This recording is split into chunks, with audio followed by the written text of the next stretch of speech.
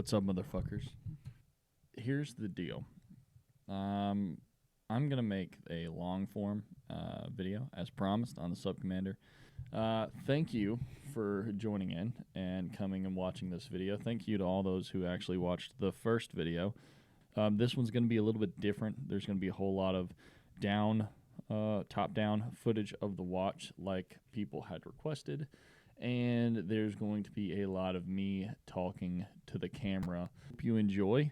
Without further ado, let's get into it. Starting off with the history of the 5517, the British military Ministry of Defense was looking for a watch for their Navy Special Operations groups.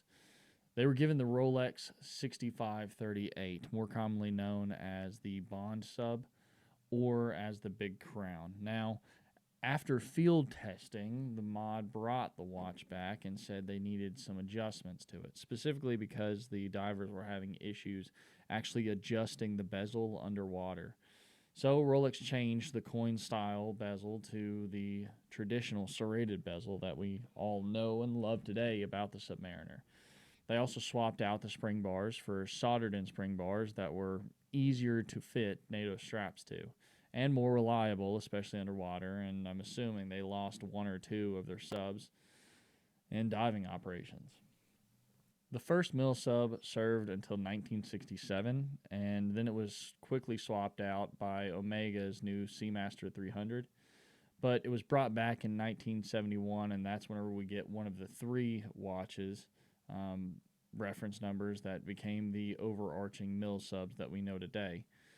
The 5517 was one of them, all the way to the 5513. Now, these brought some changes with them. The bezel was made of stainless steel, and it included the full 60-minute hash marks on its aluminum bezel. The hands were switched to the large sword hands that have become reminiscent of the 5517 mil subs, and the casebacks were all engraved with unit markings, specifically denoting whether it was a SBS watch or an SAS watch. These dials retained the symbol for the radium on the dials from the 1950s, the little T with the circle around it. These later watches actually had the radium removed and replaced with tritium by contractors hired by the Ministry of Defense.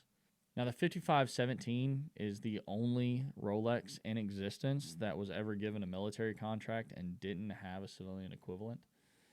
Most of the watches were destroyed, unfortunately, and only 180 have been known to survive and have made it to the open market. Moving on to the watch itself, you can see the homage paid to the Milsub ancestors. The case is made of 316L stainless steel. 316L has been used in the watch world for years by every manufacturer. Its durability and corrosion resistance is time-tested and proven through my own experience with the watch.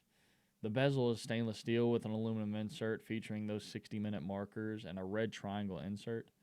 Now, the red triangle was most distinct feature of the 5508 and another nod to the mil subs of old. Moving on to the dial. Now, the dial features Subluminova BGW9 lume on the markers and hands. I'm sorry, it's not very easy shooting a watch at night, so you'll have to deal with these. But the lume is awesome, and in testing, it lasted about 3 to 4 hours under artificial lighting. Now, you're going to notice a difference between artificial and natural lighting. If you work outside a lot, your miles may vary, and you may actually get better results than I did. The hands I chose were, of course, not the sword hands. However, these Mercedes hands look great, even under magnification, and I couldn't find a single speck of dust on the hands or the dial. The crystal is a domed blue sapphire, and domed is stronger than a flat crystal. However, you are going to hit that crystal on more surface whenever you are actually moving the watch around and, waving your wrist and doing whatever. I would highly recommend not fucking smacking your wrist on the ground if you can help it. But if you do, more than likely, you're going to be just fine. Just keep that in mind. You are going to be able to actually touch off on that crystal before you ever hit the bezel. Moving on, of course, on a watch like this, it's going to have a unit logo on the case back. It's got the mod reference. It's a reference to the Ministry of Defense. And it's got a Royal Navy marker right below the emblem. On the left lug, you're going to have your serial number, which, again, is not your initials. My bad, buddy. and on the right you're going to have an RN number. The movement in the watch is the ETA 2824-2. I won't go too into detail into the ETA 2824-2. Everyone should probably already know that if they've heard of any third-party movement ever. But I will say that it's a tried and true movement, and the watchmaker down the road from you can probably work on it. Spare parts are plenty, and they've been used in every watch from Citizen to Tudor. The reserve on the watch for me in testing lasted anywhere from 40 hours to 48 hours. It kind of just depends on how much I wore the watch that day.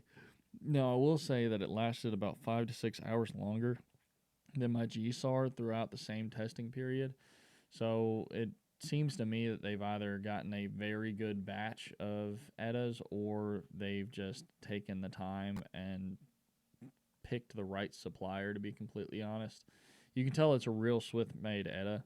You're going to see a lot of watches that are doing this kind of like drop type deal where they're taking builds, and usually it's Chinese bullshit. Relax being one of them, and then they sell it for a huge upcharge. That is not the case here. Everything inside seems to be quality, and the case also shows that. Now, this is a true Swiss riveted bracelet. For some of you, that doesn't fucking mean anything, but for me, that is a badass homage to the 1950s Rolex Swiss riveted watch bracelets. Now, I'm not a huge steel fan. Never have been, never will be. But I can say that the quality of this bracelet is second to none that I've owned in this price range.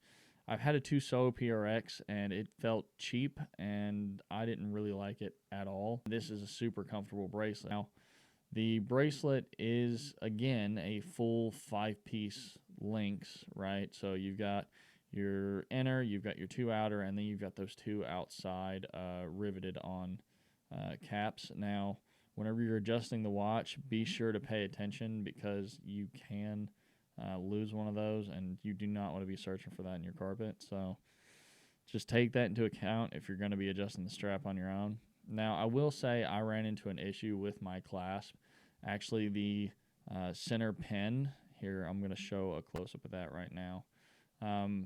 The center pin of that clasp, if you can see it, it actually popped out of me. Don't know what happened. I just opened that micro adjust and pin shot out, ball shot out with the spring. So I took a picture of it, sent it to Brigade, and they immediately shipped me another clasp out, as you can see right here, and I haven't had any issues since. I haven't had a reason to swap it just because I haven't been wearing the steel bracelet. However, if I do decide to, I'll obviously put that clasp back on.